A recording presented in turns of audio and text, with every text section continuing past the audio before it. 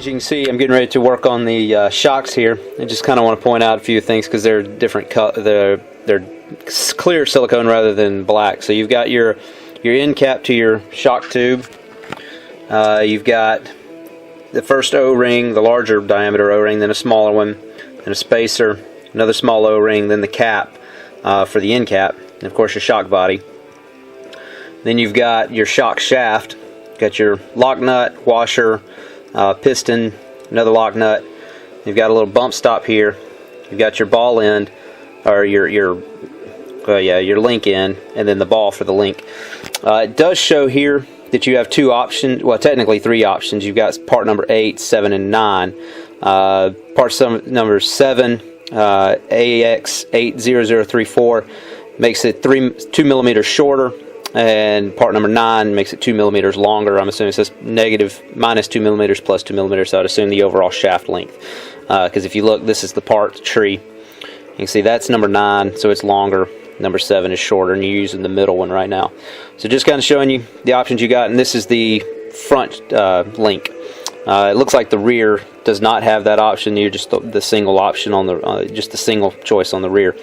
Also to note, there are two shock oil weights, 10 weight and 30 weight. 10 weight goes in the rear, and then the front weight, the front one has the 30 weight, rear has the 10 weight. So just be aware of that. Two different shock oils for the front and rear, so just be aware. One thing I want to show you, kind of a quick tip, is if you have one of these larger 4-way wrenches, this one came from the Axial Yeti XL. This one here actually fits the hex design that's on the end of this. They fit perfectly together, so no marring that up with pliers or anything else, and you don't have to hunt down a socket that'll fit it. They fit. So just kind of a quick little tip. Cool thing. One thing I want you to note is the log nut that goes on the top of the piston shaft, the shock shaft. The original one I had pictured was a different color. It was black, and it's the wrong one, just so you know. For the top of the shock shaft, it's silver. Because in the same parts bag for that, you've got a different size, you've got a different color one, a black one. Silver one is the correct one for the front shock shaft. So just FYI. One thing I want to bring to your attention that I've kind of run into, with all the ball ends that I've ever built from Axial and everything, the ball going into the link end has always been a very tight fit and not really concerned me. But with the ball end on the shocks, on the top of these shocks, is they are very, very loose. I mean, that one is not terrible, but it's not great. But this one is the one that gives me real concern. I mean, that's barely, I can basically turn that thing upside down and it falls right out. So these are the correct part numbers, and I've checked it with the parts tree and the manual and everything else. So that gives me a little concern that those pop out so easily. I'll continue to build it this way and see if it's an issue. I'll also reach out to Axial and see if maybe if it's supposed to be like that, or if they're supposed to be a bit tighter fit.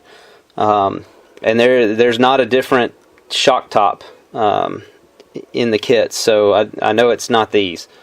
So I'll let you know. One thing I want to point out is on this section, the bumper here, you use 3 screws when mounting it. It's a little confusing looking at the diagram where the 2 screws go versus where the 1 screw go. The single screw goes up here on the upper portion. The 2 screws that you see here and here, they go down here on the lower portion. So one from this side and one from that side.